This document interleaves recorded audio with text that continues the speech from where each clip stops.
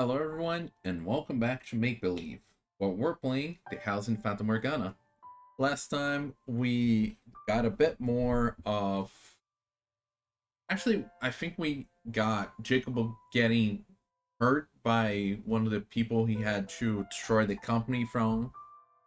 And in this hallucination while he was healing from it, he saw his wife at the mansion and he was saying how much he loved her and everything, even though that was actually the maid. And then we got more of the letters and everything. And Maria found an old painting at the cellar about a silver-haired woman, and then the painting was all scratched up and everything, and she delivered it to her because that definitely would screw with her already fragile mental state. So now both Jacopo and the silver-haired girl have given themselves a deadline, which we now reached. Jacopo is finally gonna talk to her, while the silver-haired girl seems this is the last day she's gonna hold out hope for him. So we'll see how it goes. Hopefully, he goes in before she gives up, you know. And there was also like the open door. Hopefully, she didn't leave or anything. We'll have to see. The night before the opening ceremony, the master of the house headed for his wife's shed. There was tension on his face, but surety in his step. He had found a resolve to speak with her. Having locked her away for so long in the shed like a common prisoner, Jacopo was hardly optimistic about what she might say to him. Makes sense. He had undeniably mistreated her, said heartless and cruel things to her, and even gotten physically violent with her. His actions were inexcusable, even if they were in response to her infidelity, or supposed infidelity. Of course, the very infidelity which had driven him to such behavior had not, in fact, taken place, but he was unaware of that. There was a chance that they would never reconcile their misunderstandings, and that this predicament would not have a positive resolution, but he still clung to a tiny fragment of hope. He wanted to start over with the white-haired girl, make a new future with her. With that desire burning strong in his heart, he stood before the door to her shed and called out to her. "Are you awake? It's me, Jacopo. May I come in? I won't hurt you." He's not gonna hear a single answer because it's gonna be all quiet, right? "I will not raise my hand against you again. I swear to you, I will do you no harm. I just wish to speak. I would like to have a calm, rational conversation. And as such, I will not enter your room until you have given me your permission." Okay. A good beginning if she's indeed there. "So, may I please come in?" Like giving her power to show that he wants them to be on equal footing and not just him being the boss around here again. So good on him for that. But yeah, all silent. That's what I fear. "You won't even give me a response? Alright. Considering how you must feel about me, I shouldn't be surprised. Fine. Then you don't have to let me in. But please, at least hear me out. Do you remember the day, shortly after we first met, when we went on our honeymoon? If you can even call the little walk we took a honeymoon. I was unable to do anything nice for you then. I had no experience, no idea how to interact with an upper-class woman like you. I didn't know what I should do for you. And yes, I know that makes me sound juvenile. I have a tendency to say things I don't mean the more perturbed I get. Wait, I don't... Yeah, okay. I'm sure I said things to hurt you numerous times that day. However, at the photograph shop, when you saw the phenakistoscope, No matter how many times they show that word, it's always difficult for me to pronounce it. You smiled for me. I was genuinely pleased in that moment. I felt like I had gotten closer to you. I felt very much doubt that was actually an appropriate present for a noble woman like yourself. Jewels or flowers or something like that. Something beautiful would have certainly suited you better. And I knew that, but I assumed you would have not given gifts like that. You would have been given gifts like that countless times in the past. Look at him. So he was thinking like, she might have gotten a lot of these kind of presents, so I want to give her something unique, something different that she will remember me. That's good. You are, after all, a beautiful woman. And this is the first time that he's actually honestly talking with her, though I fear that she's not there to listen. I do not want to have to compete on the same field as those other men. I wanted to be special. No, I wanted to be unique to you. And hey, that's exactly what I was saying. No one had ever shown you anything of the sort before, have they? Frankly, I wasn't sure if a woman of your status would take any interest in a phenakistoscope at all. I imagine you've thrown it out by now, but I choose to believe you sincerely liked it on that day. That, just for a moment, I caught your eye. Even if you started seeing other men afterwards, that moment was real, wasn't it? Our marriage was, at its core, nothing but an arrangement between our parents, an exchange of money and influence. That was how it began. Oh god, just a thought came to my mind that what if she's not listening, but not because she left or anything, but because she did something drastic after losing hope. And he's gonna find out after giving his speech and opening the door. I hope I'm wrong. But that day, I loved you. I yearned to see you smile, as if I had loved you my entire life. The Pacific Railroad has finally been completed. That's a project I've been funding. Everyone thought it was crazy, but a railroad now stretches across the breadth of this country. A joining ceremony will be held tomorrow. It's going to be a grand event. Locally, they're planning on doing a gun salute. And the sound of the last spike being driven to the ground will be transmitted across the country via telegraph.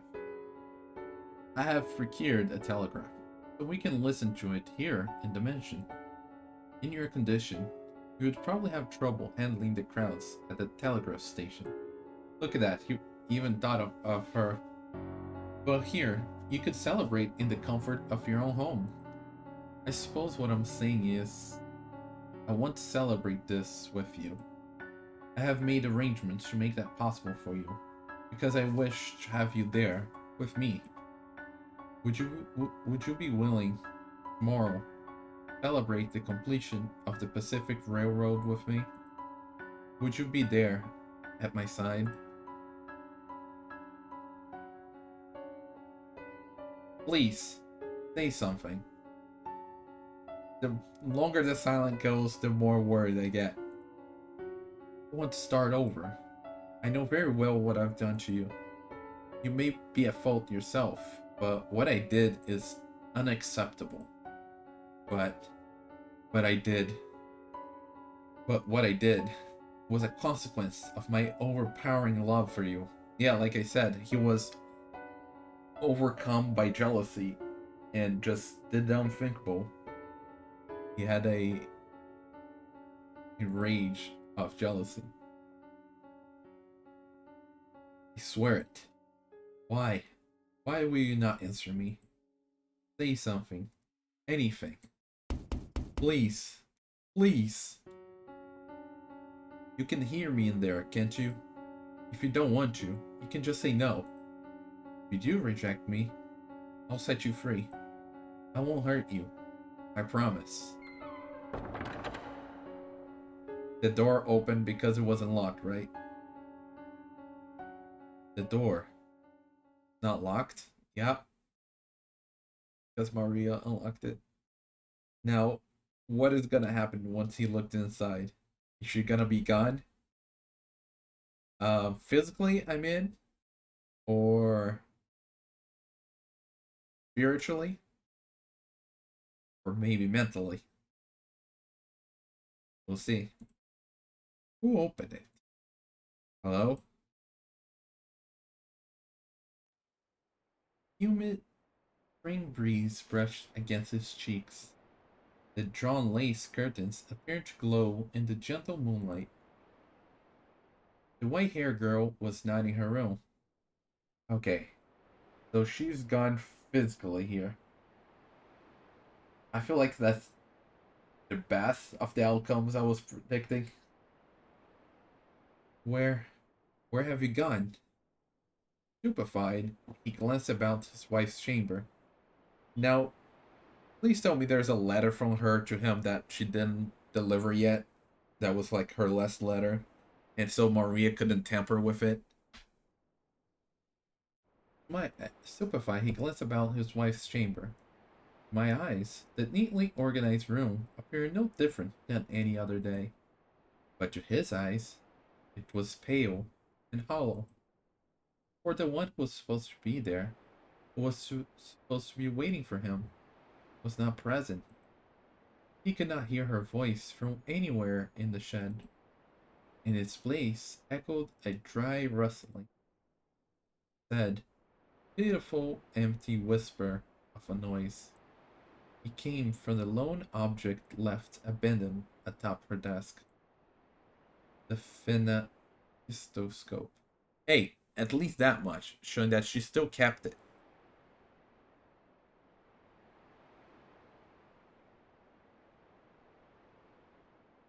It was the one present Jacopo had ever given the white hair girl, a toy made of paper.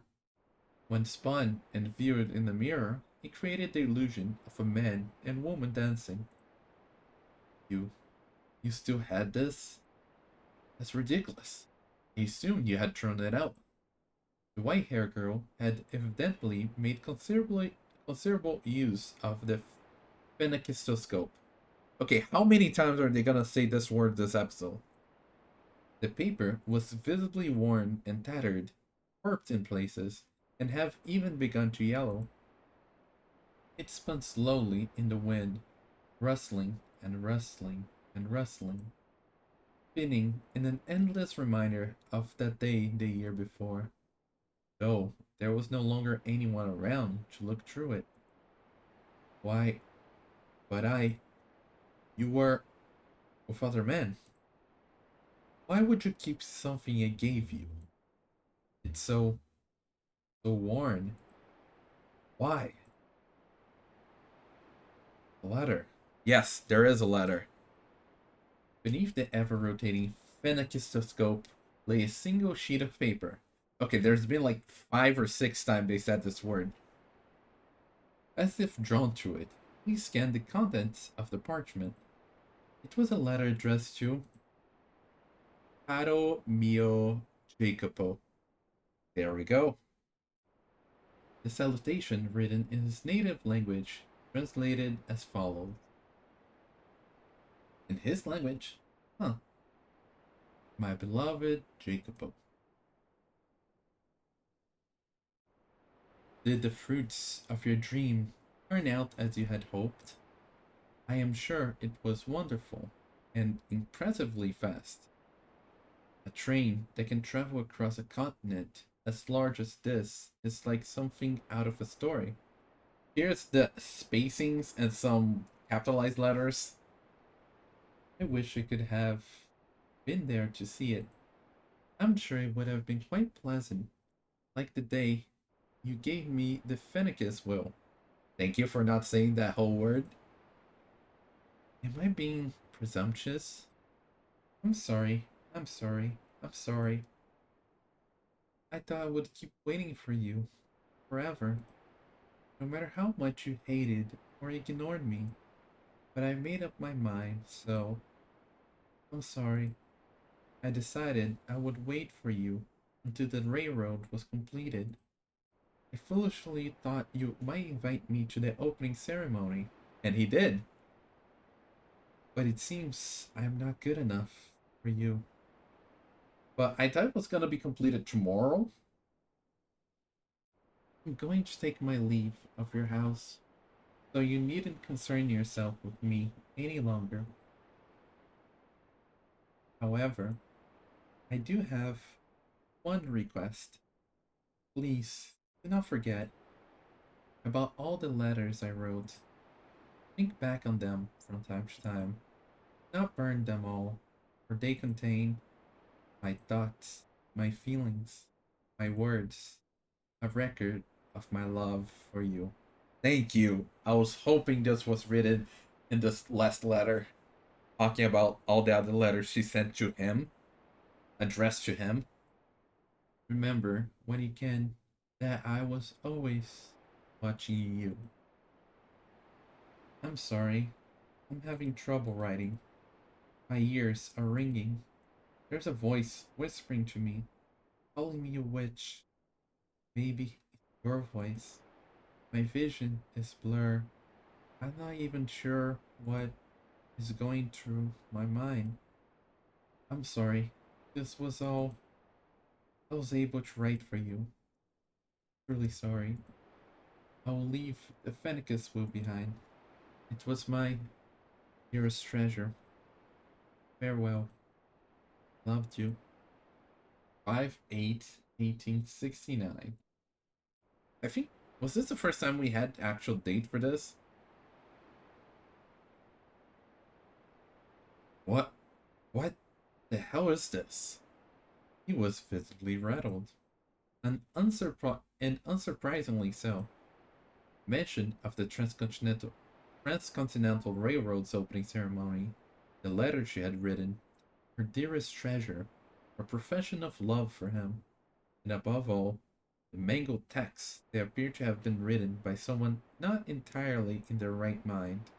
Yeah, like I was saying, like the spacings and the capital letters, everything about it served to amplify his befuddlement. You waited for me. How can that be? The joining ceremony is tomorrow. It hasn't happened yet. Please don't tell me Maria told her earlier that it happened. Why? Why did you have to leave then? I'm here. I came for you. Just as I planned. The ceremony's on the 10th. A second later, Jacopo gasped. The date written in the letter was the day prior, May 8th. Originally, the ceremony was. Oh, there we go. Originally, the ceremony was planned to be held on the May 8th, but you didn't know it got delayed. However, due to bad weather and a labor dispute, it had been postponed for 2 days. This can't be. Made sure you were informed. And Maria. Yep, Maria. And that's where it all clicked. When he finally realized what went wrong. And Madam is having an affair. Maria. No, you couldn't. Scattered fragments of memory began coming together in his mind. Maria was the only one who had informed him of his wife's supposed unfaithfulness, and though the letters had not been addressed to him, thinking back on it, they had all been about him. In one letter, he had mentioned treasuring a gift. Jacopo had assumed it meant a gift for another man, but in fact, she had been referring to the phenakistoscope sitting atop her desk, still spinning in the wind. At long last, he finally made that connection. At the same time, he realized that the only person who could have altered the letters was someone they both trusted. Maria never, never, even once betrayed me. She was not unfaithful at all. She waited unwaveringly for me. And I, I, I refused to believe her. I caused her pain, again and again. But his realization came far too late. The white hair girl's spirit had broken, and she was no longer at the mansion. Had he caught on to Maria's machinations sooner, things would not have turned out as they had. But it was much too late. Maria, why? Why would you do this? Clenching the letter from his wife, Jacopo stormed out of the shed in search of Maria. And that's when she's gonna get her satisfaction seeing his face. But she was not in the room assigned to her. Or did she leave? Please don't tell she left with the silver hair girl. Where are you? Where have you gone? Maria! Several maids were roused from their slumber by the racket, but no one had the courage to speak up as the master of the house frantically charged through the halls. Eventually, he arrived at his own chamber. He was certain he had closed the door before leaving, but now a sliver of light shone through the gap between it and the frame. And there's phase 2 of her plan, I imagine. From within the room, he thought he could sense someone's presence. When he opened the door, there he saw, comfortably perched upon his own chair. Yep, she was just waiting for it. A woman. Had you been waiting, Jacopo?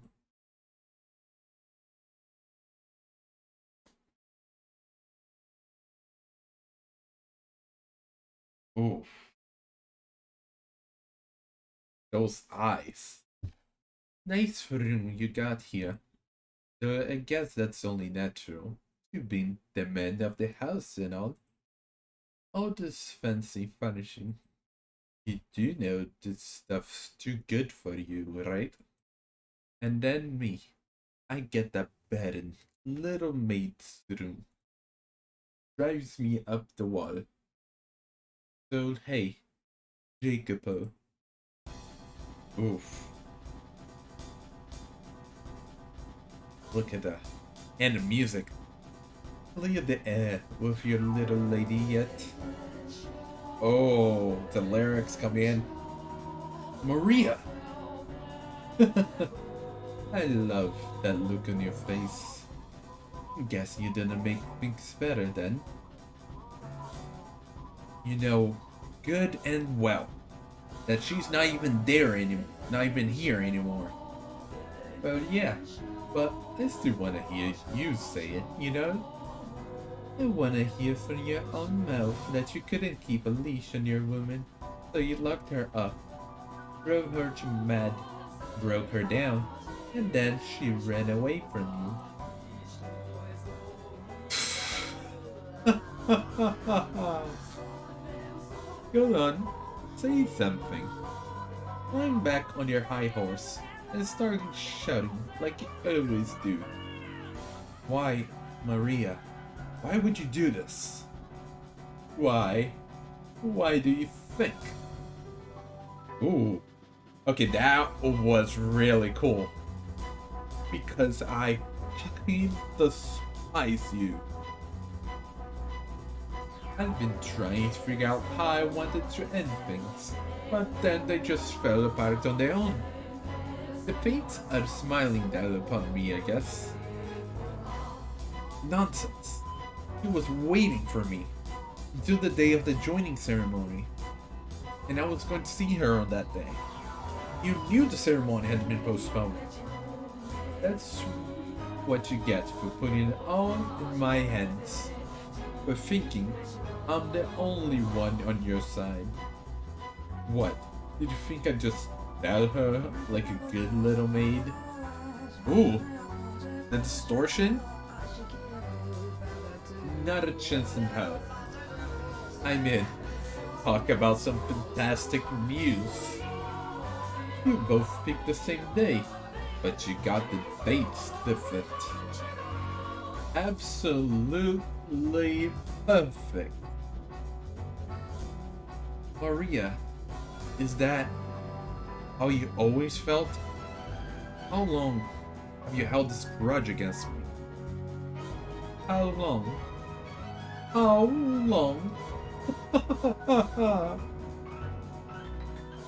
How goddamn dense can you be?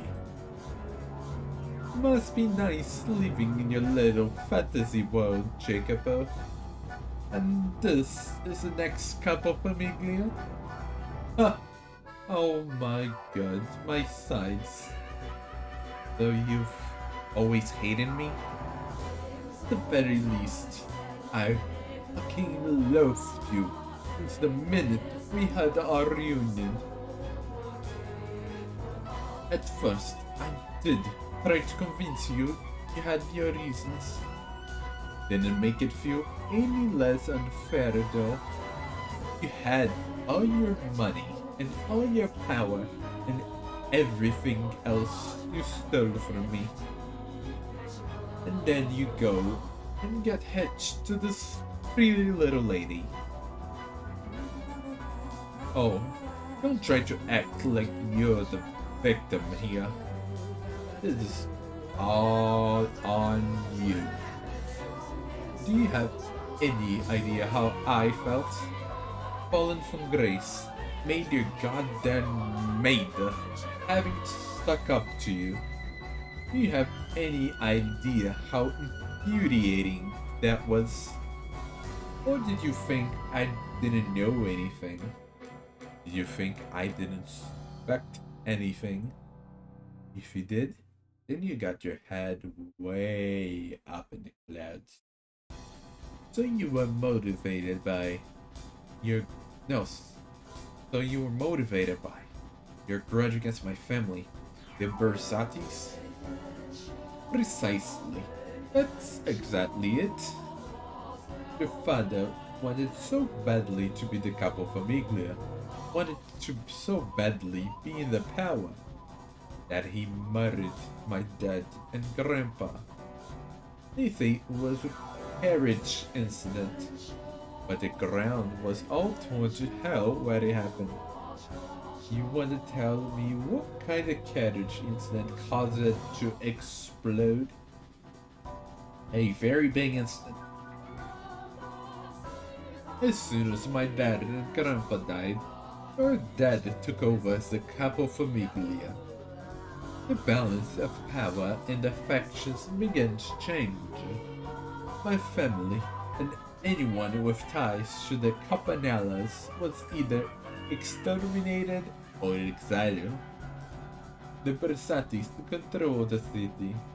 My grandpa's Costco became your Costco.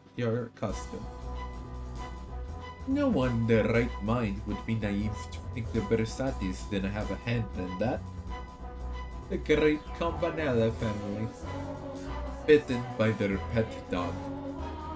Except the dog had rabies. And as a result, in time, the lush, historic land will wither away and die. My dad and grandpa, buried in that dried up earth, are screaming their graves even now. You can't prove me wrong, can you, Jacopo? And now, first in line to be the next capo famiglia is you, his son.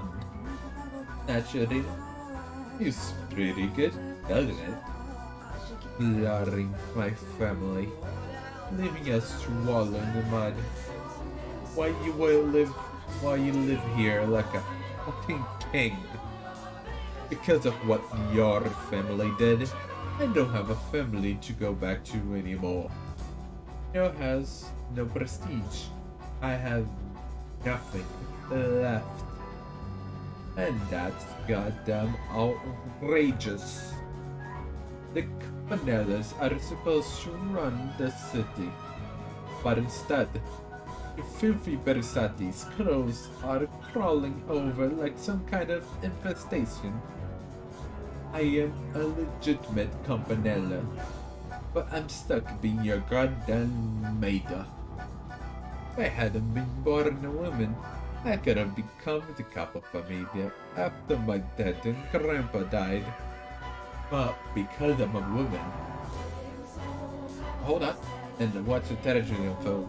I did not expect that to all play at once. Yeah, but because I'm a woman, I couldn't retaliate.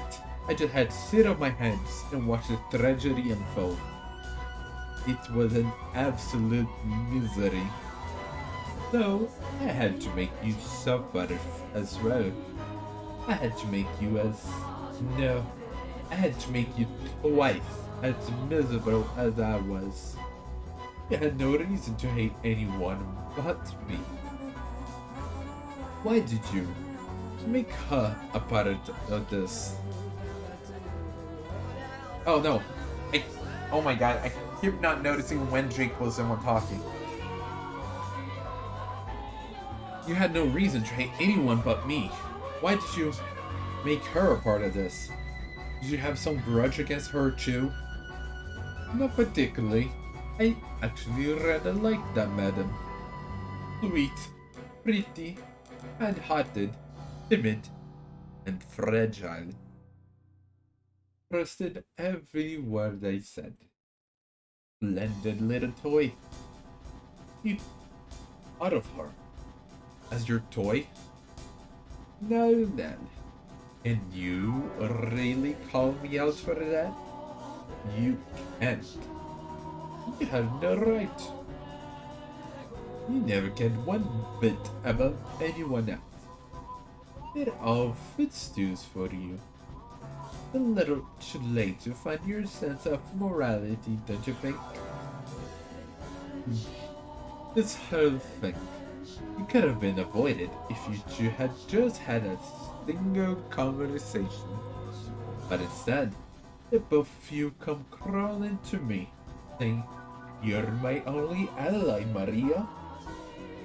How dense can you be? Of course. I thought you were my ally. I trusted you, as I'm sure she did too. Then you should have get your eyes examined, because you can't see a damn thing. Maria. My god, it was beautiful. The way you two blindly trusted me, creating your own misunderstandings and causing your own pain. How could you never seem to get on the same page? Watch it all for about it.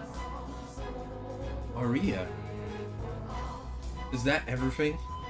The extent of your grudge and all you did? Yeah. That's everything. All that's left is for me to kill you. Oh, look at that face.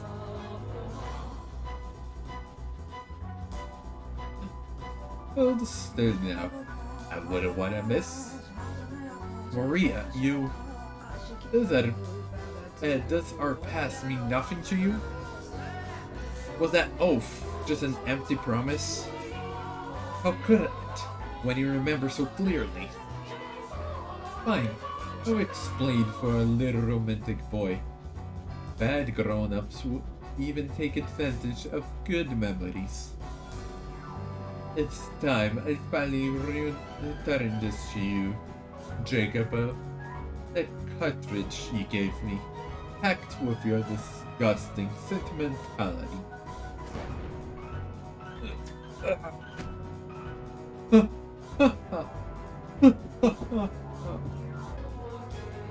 Killing you ain't the end though. Are you? Bersati Curtis. Alison, Trillas wanted you straight to hell. My revenge has just begun.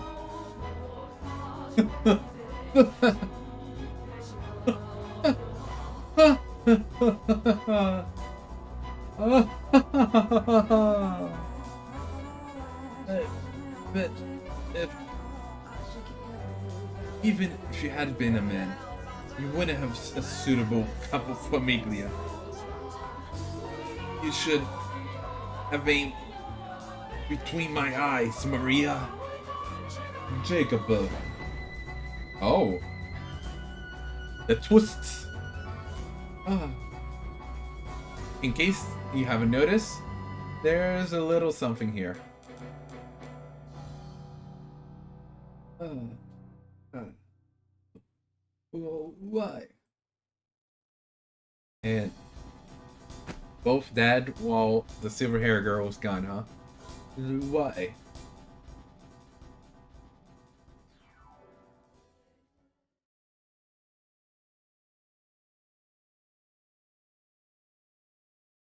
In a panic, I pulled the trigger, and from the barrel, a bullet went flying.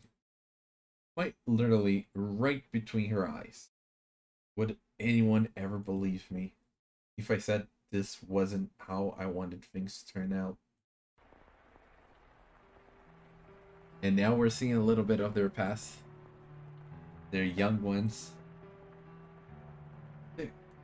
That rain just keeps on coming. I wonder if we'll be able to get home today.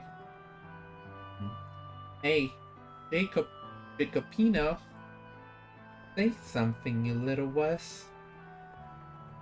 Be quiet. You're gonna give me a headache. That lightning's way louder than me. Ah. Good jump, Jacopino. You're such a baby. You jump too. Stop calling me that. Now don't be scared. Don't cry. I am not crying. Your eyes are damp too. I'm not crying. Not at all. Not one bit. Liar. There's no end to this rain, is there? I'm fine if it doesn't stop. There's nothing at home for me. You don't want to go home? Your parents don't get along, huh? That's got nothing to do with it. Liar. You got it good. Everyone loves your grandpa. Whenever anyone needs something, they come to him. Now there's a great man. Huh? How did my grandpa become a part of this? Oh, no reason. Not everyone likes him. He gets just as much hate as love. Grandpa's not really a model citizen. He's mostly just shrewd. Are you jealous? I'm not. My old man is, though. Huh. See now. Well, your dad's got his good points too, I think. Like, I don't know. He seems like the kind of man who can accomplish big things. Though he seems a lot stricter than my grandpa. Oh, come on. I don't get you. What are you climbing up for? No reason. If you don't want to go home, then how about we go somewhere far away from here? Huh? Once it stops raining, let's get out of here. Head up to the capital, find some work. We could make it work, the two of us. Oh, and we'll bring Nero, of course. If we could, that would be nice. Break free of the city and its outdated traditions. Head somewhere bigger, more forward-thinking. If only it were possible. It's alright, Maria. I knew you were just joking. We wouldn't be able to find work anyway. If the two of us ran off, we'd be starving in a month. A month? Somebody's optimistic. You'd have to be blind not to see that. Uh, right. Let's go home once the rain lets up. Yeah, once it does. But until then, I know. Let's sing. Sing even louder than the lightning. Then maybe you stop crying, Jacopino. I am not crying. Come on, let's sing. La la la la la la la la la la la la la la. La la la la la la. La la la la la la la la la la.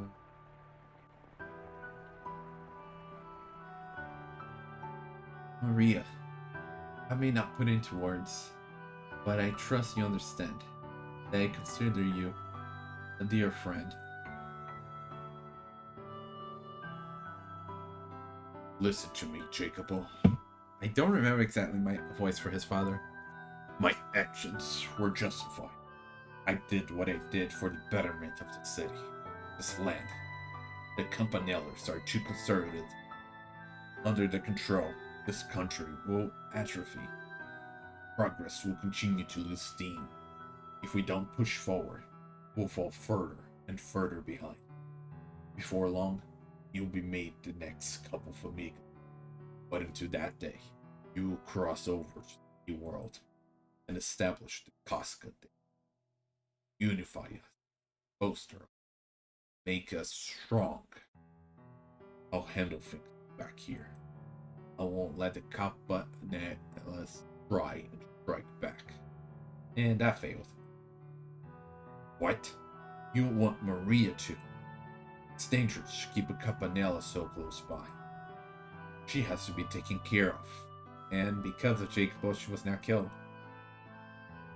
Insist, but do not let your guard down. And he did. Betrayal is a constant companion of this world. And he was betrayed. Give you my revolver. Keep it on you at all times. Glory everlasting upon our blood and upon this earth.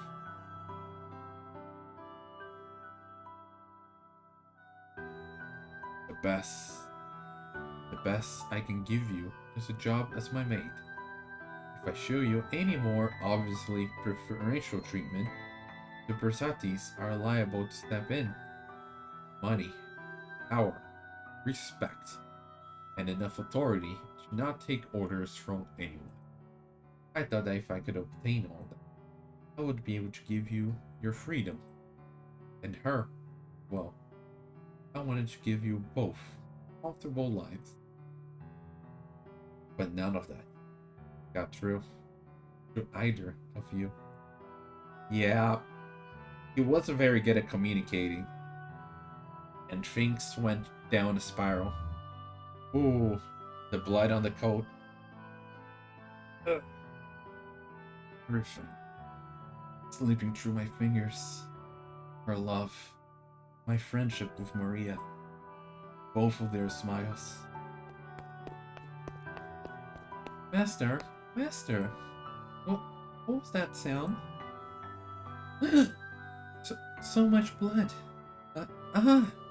Maria? What happened this time? You keep getting stuck witnessing the worst things. What? What? Call a doctor. Someone with tight lips. Do not call the police. And don't make a scene. Got it? If so, then go on. Yes, sir.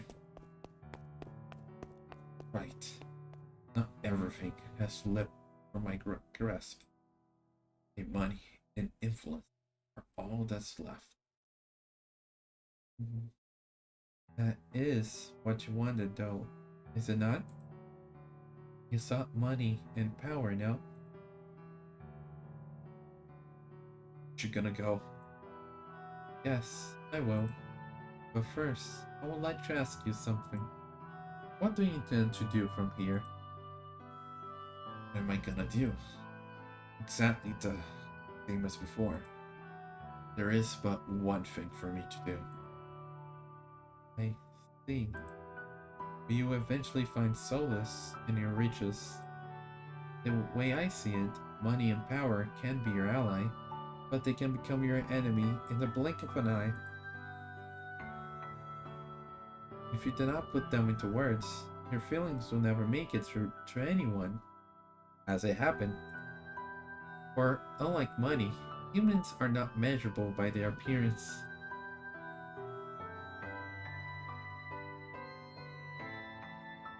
He failed to communicate to anyone what he held within his breast.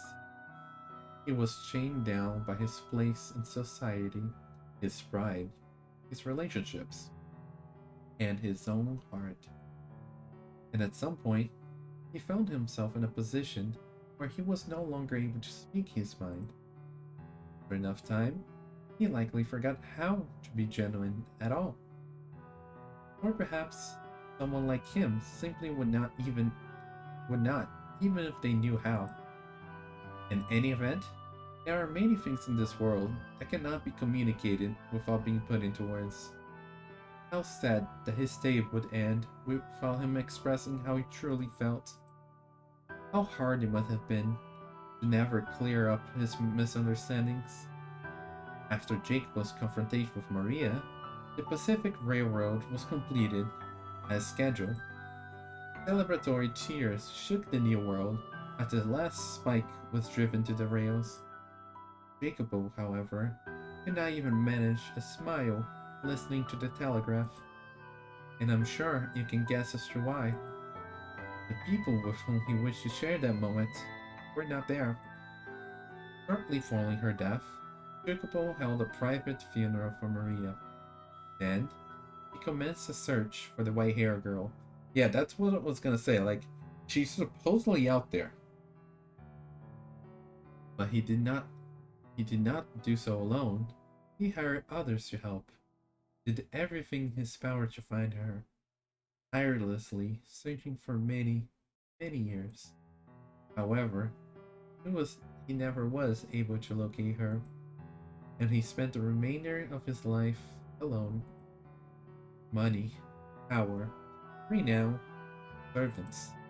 The world around him was always quite lively, but solitude was his only companion. He waited and he waited and he waited for the white-haired girl to return. The year crawled by, and with no family or loved ones at his side to care for him in old age, he died alone.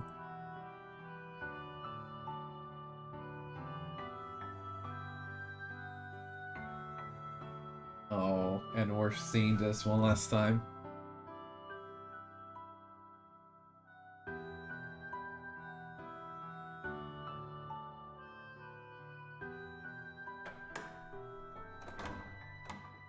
Big Iron Manor.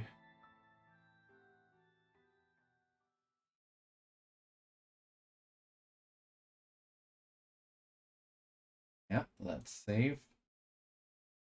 And we're gonna go up. Solitude. That's where we're gonna end. So you reach the end of another chapter. Well, technically, Jacob lived the rest of his life. Well, technically, the waxen hair people in the family, Mel and Nellie, they also lived the rest of their lives, but certainly wasn't a pleasant life they all lived. And the silver hair girl just left and disappeared, just like in the first story. So now we're gonna move on to a new area. One where we'll likely see the maid and the silver hair girl again. I wonder what it's gonna be about. But all I know is that none of this story have a happy ending. They all end up in tragedy. Well, what a depressing game. But yeah. Anyway, that's all for today. And with that being said, see you next time. Bye.